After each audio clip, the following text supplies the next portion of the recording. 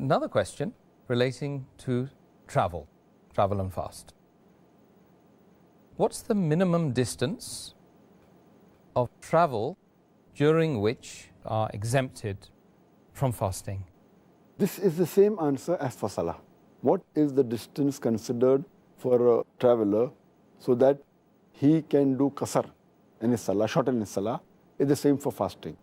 To the difference of opinion, but the majority of the scholars, they say it is 16 farsak. Each farsak is for 3 miles. So it is more than 48 miles if a person travels. Or if a person travels more than 80 kilometers, he's considered as a traveler. But some scholars say it's 83, some say 84 kilometers. So to be on the safe side, more than 80 kilometers, more than 84 kilometers, a person is considered as a traveler. But the basic thing is, he should not be in his own hometown. There are some cities which are very large, and the distance from one end of the city to the other end can be more than 84 kilometers. Then he's not considered as a traveler. He should be in a foreign city.